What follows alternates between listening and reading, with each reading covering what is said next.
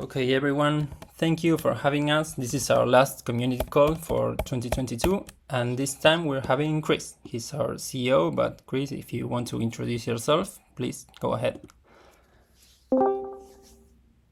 Yeah, sure thing. So Chris, possibly spoken or been involved with some of you before. CEO here, previously the product manager at the Maker Foundation before we took Oasis outside of Maker, and leading the team here at Oasis. Okay, perfect. Thank you for taking the time to be here. How are you doing today? It's been a long day. I know it's kind of late there where you live, so thank you for being here. Yeah, no worries. It's Okay, and thanks everyone for assisting this. So to start, I mean, this is the end of the year recap, so we'll just go over 2022 and talk about what we're doing on 2023. So I have a series of stats here about Oasis, of course, for 2022. I mean, we had more than 25 billion in traded volume and over 35k in transactions in Oasis. So my question here would be, did you expect these numbers at the beginning of the year? How do you think these numbers were changing with the Luna and the FTX events? How they affected crypto in general and Oasis, of course? Yeah, so of course those numbers are like pretty awesome numbers. I'm not sure if we necessarily expected them kind of at that level so early in the year and so on. But I think also we have to be realistic. Like a lot of those, the majority of those numbers and so on came in the first 6 months of the year, right? We had some obviously the year started off pretty well. We had the all-time highs in November 21 on ETH, and the year started off like really well. Obviously it was around May time with the whole Luna UST issues, and that kind of just kept happening, kept carrying on all the way towards to the end of the year, right? Up until 3-4 weeks ago now with the FTX stuff. So it's been a difficult year in reality, for the whole crypto market. Users obviously have gone. It's so great to see so many here today, still involved and so on. But we've got to remember that we've lost a lot of users from the DeFi space in particular throughout this year. So they're cool numbers. I think the biggest challenge is going to be getting some of those numbers back to those sort of levels next year, hopefully, if the market can turn next year. Yeah, it seems so far away when we have that 65k Bitcoin and 4.5k ETH, right? It's been like... Yeah, absolutely. Yeah. It's been crazy. A down-only year, unfortunately. Yeah. So about Oasis, let's talk about Oasis a little bit and what a year we had. Would you like to speak a little slower? Yes, I will. So what, in your opinion, what's the biggest accomplishment for Oasis in 2022? What are you most proud about? Yeah, I think there's a few things. As a fact, the speaking slower was probably directed at me, but I'll try my best. But I think if we look back on what we've done this year, I think automation is probably by far one of the biggest things that you can see on the app. Introducing stop loss. The day the UST lost its peg was a incredible, timing wise, an incredible day.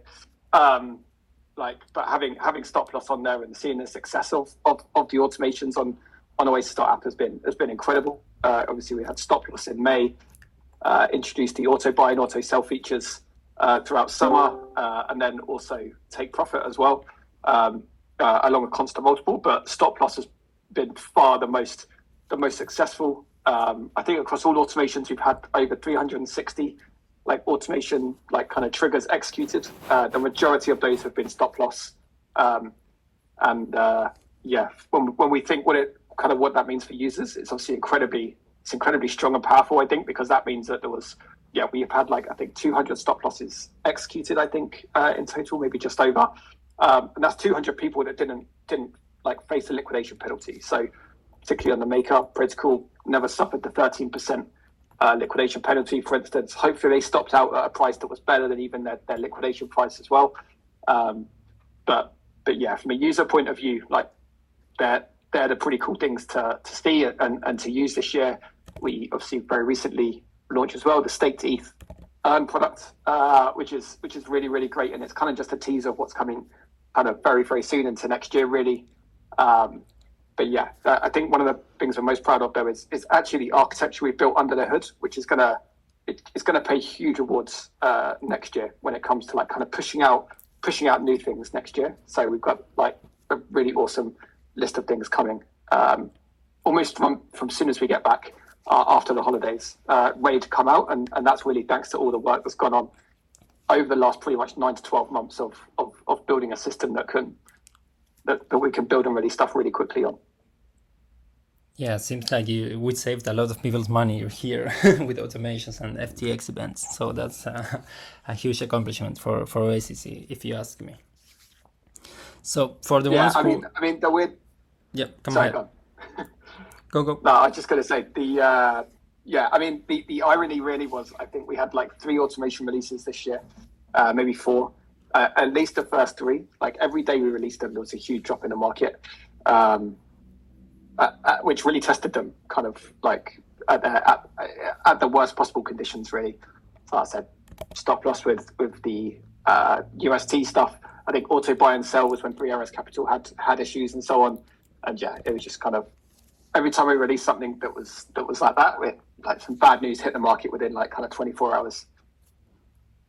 Yeah, for everyone who wasn't here last month with Sam in our automations call, you can check it out and see how to set up your automation and don't get liquidated, please. We're building the tools for that, so please do that. So does anyone have a question for Chris right now? We can move on. Please raise your hand or just speak. You can ask in the chat also. No? Okay. So we're in 2023 right now. So let's see. What are you expecting for 2023 in terms of development for Oasis? What are the main goals you think we can achieve? Yeah, so like there's lots of exciting things coming up. So like I said, I touched on state ETH being a bit of a teaser. So we've got new protocols coming to Oasis app next year. That's one of the big things. So we always talked in the last year or so about Oasis being this kind of like deploy your capital into DeFi, and 2023 is going to be that year where it really starts expanding out into DeFi. So there's more protocols there. Again, with the new architecture I talked about, like that's going to give us more features. So you're going to see more earn strategies popping up, as well as far more like advanced automation strategies as well. So at the moment we've got the automation strategies, which are like do one thing. So it's stop loss or sell at a price, buy at a price, close at a price. But we've got this new V2 architecture for automation coming out. So you're going to see some really quite advanced automation strategies coming soon, and be able to join multiple automation strategies together eventually as well. And then as well for 2023, you're going to see Oasis on kind of like different layer 2s and so on as well. So there's a lot coming. A lot of this year has been working towards the stuff we're going to release next year, and it's going to be that kind of every quarter is going to be pretty packed, I think, with feature releases, which is hopefully going to improve everyone's like ability to actually use DeFi like easier, more simply, and ultimately with more tools as well. Thank you for that. Yeah, that sounds really exciting. You know, I read this news the other day about the Visa and the self-payments or the recurring payments with self-custody wallets. So, in your opinion, is 2023 the year of mass adoption, or you think we are still going to have another bearish year, but we'll keep building, right? I mean, yeah, we're not going to get mass adoption. I don't think in 2023. I think we're a long way off from that still. Like, although the hope is there, like I think we all have to be realistic. Like, I think the mass adoption is still years away, particularly if you look at like the UX across the majority of like the crypto market. Right. So there's still a lot of work to do. Hopefully we can still attract new users throughout the rest of the year, and so on. But yeah, mass adoption's a long way away. Still, well, I say a long way away. I think we're talking years still for mass adoption. So, but that's okay. I think like the industry is full of incredible builders, and not just Ethereum, but like on all chains and so on. So those people just need to keep building, and keep building products that solve user problems ultimately. And if we solve real user problems, the users will come. Yes, we are feeling that that bearish year coming back. Okay, and there is a question. I don't know if this is for Chris or for someone else, but can you? More than half of the collateral of DAI are backed by USDC. How much USDC is safe compared to other stablecoins? I mean, Chris, you have a lot of maker background. I don't know if you want to take this. I mean, yeah, we can like it is definitely a bad number, I think, to be in. I think when it comes to like half of DAI backed by USDC, it's definitely a position I don't think anybody at Maker really probably wants to be in, and would probably say they're happy in. I'm not directly involved in Maker in any way anymore, so I don't I can't speak. I can only speak as a Maker user on that bit. But I know, like, at the end of the day, the USDC stuff helped save the Maker protocol as well once, like during Black Thursday. So when there was difficulties and when the peg needed stabilizing, it done the job it needed to do. I think, like, if you think as well back to kind of pre-DeFi summer as well, like, I think we're only talking about a couple of 100 million DAI in circulation back then. Maybe not even 200 million DAI, I don't think, or something like that. So the fact that DAI is in the billions now, and in the billions backed by things like ETH and so on, right? So we've still got, I think, over $1 billion backed by like ETH and Wrap BTC and so on. Like, that's still a huge success. Yes, there's a huge amount of USDC in there, but just speaking personally, I would much rather it be USDC in there than like, say, Tether or something like that. So I think USDC is probably one of the most trusted, like, centralized stable coins there. So is it a risk? I don't think it's that much of a risk personally. What you say, is it safe? It's safer compared to other stable coins is 100% the thing I would say. But I mean, ideally, like, in my view, like, DAI would just be backed by crypto, like decentralized crypto collateral. But even Wrap BTC is not that much different to USDC in a way, right? And we don't criticize Wrap BTC as much as we criticize USDC. So it's it's not ideal, but I think it's something we just have to live with at the moment, particularly in this sort of market. When we see the market turn, you're going to see that ratio just constantly be dropping, I believe. Yeah, that answers your question, Supi. Yeah, thanks. Awesome. Okay, Chris, for like the end of your side of the interview or the talk, do you have any last thoughts about what's coming, or any last thoughts, anything you want to say to Oasis or .app users or Oasis team? Yeah, we are all here, so. Yeah, so I know Dennis is here, and he asked for some stats prior to the call as well. So, like, I'm not exactly sure what stats it was you wanted, but I pulled out a few stats here to kind of talk about, like, if you want some headline stats really on Maker. So when we look at, and you talked about not using the real world asset vault, so just using the kind of like user facing vaults, let's say. So like, and some of this data might not be 100% correct, particularly on the Maker side, but I think it's pretty close. So I think there was 5,500 or just over 5,500 total on-chain Maker users during this year, so like in 2022, and we saw, like, for instance, like 4,100 of those on Oasis, and as Javier said, like, responsible there 35,000 transactions, or just over 35,000 transactions. So, like, a huge amount of people, or a huge amount of transactions still going through the Maker protocol in there. So unique vaults, there was actually 7,700 unique vaults used on the Maker protocol apparently last year, and I'm just going off data dashboard, so apologies if these are a tiny bit out. And on Oasis, we saw nearly 5,500 of those interacted with through Oasis. So yeah, still a lot of vaults being interacted with on Maker, but I would caveat that with it's been a steep kind of downward decline, like more recently, particularly in the last like kind of 6 months as well. So there were, like, when we look at our kind of like our active users, for instance, like our active user number has dropped by, I think, like half compared to where it was in May, June time, where it was kind of at its peak in a way. An active user is someone that's still, for instance, like connecting their wallet and managing their vault, so doing something with their vault and managing it in some way.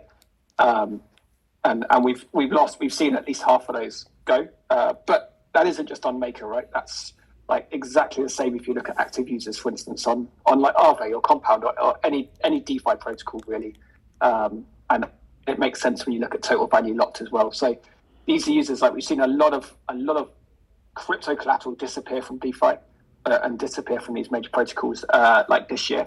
But like, yeah, from our point of view, there's like a lot of positives. I talked about the automation and stuff, for instance. So like we're up to a point now where on Oasis, for people managing their vaults on Oasis, like over 13% of all vaults managed on Oasis have some sort of protection enabled. So whether that's auto sell to kind of sell their collateral on the way down, or stop lists on them out. So that's huge for us. And some other bits and pieces here as well. And we're still seeing vaults opened, for example, on the protocol. But again, we're down around 10% maybe of vaults open per month to where we were at the beginning of the year. So we were up to a point of like 80, 90 vaults being opened on the Maker protocol at the start of the year, and we're now down to per week, and we're now down to kind of like maybe 8 to 10 sometimes on a good week. So yeah, the number of new vaults that are then staying open for an entire week is like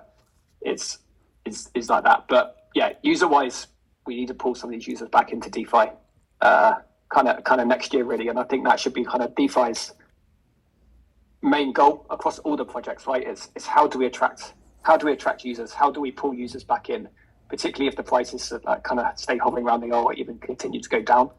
The optimist in me says that they can only go down for so long, but yeah, we'll see. Yeah, I think that's a lot of trust involved, right? With this Dog and Sambat Fragment accident events, that trust is like really weak right now, but I think it will come back eventually. Hopefully. Yeah, I mean the trust has been blown up by not by the technology, right? The trust has been killed by human actions, and it's just difficult. We need to bring that back effectively.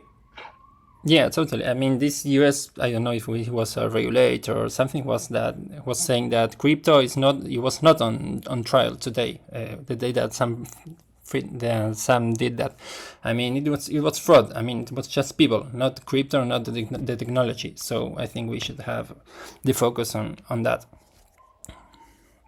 Yeah, absolutely. But yeah, Dennis, was there any other stats you were interested in? I think you covered all. To everyone who's listening, please use our automation features. They will save you a lot of money and they will save you from getting liquidated. Yeah. So Chris, if that's all, anyone have a question for Chris?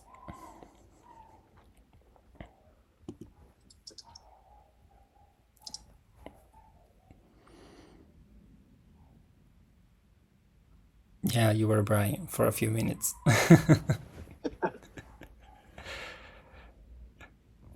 Okay, perfect. We can move on. By the way, here on the chat, you can see our State of DeFi survey. It's a survey we're doing with a lot of partners. It's totally agnostic. It's for DeFi users and to help us improve our products and our UX and to help us onboard more people and what we're talking about. Even if 2023 is not going to be a super year for crypto or DeFi, I think it's awesome to have your feedback on how to improve. Not just us, like Maria said, but DeFi in general. So, so thank you, Chris, for your time. Maria, can you open your phone? I think you have a few things to say too. Hello, guys. Can you hear me? Hey, yeah, we can hear you. Ciao, guys. Ciao. So I'm Maria. I'm Maria, and for those who doesn't know me, I'm the head of marketing at Oasis. former maker as well, like Chris.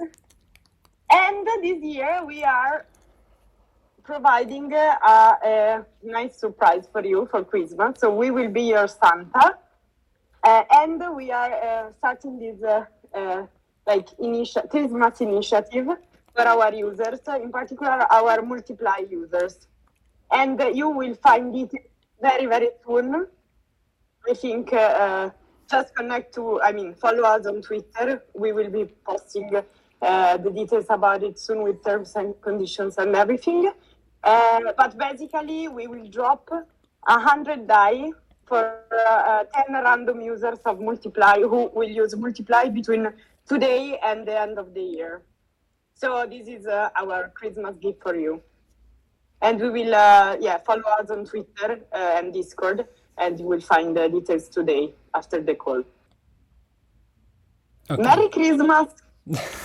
Merry Christmas to you too. Okay, does anyone have another question for Maria, Chris, or me in general? Or just want to say hi and Happy Christmas? Merry Christmas, Soliday.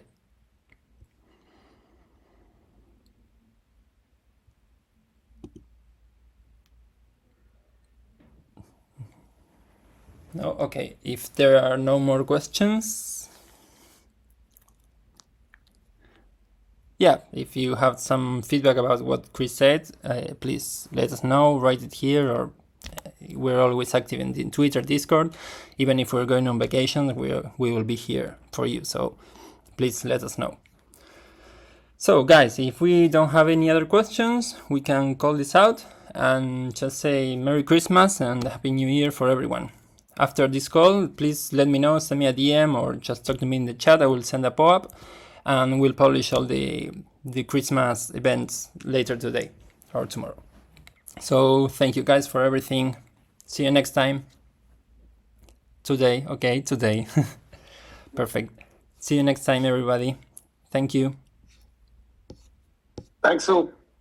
Have a great Christmas.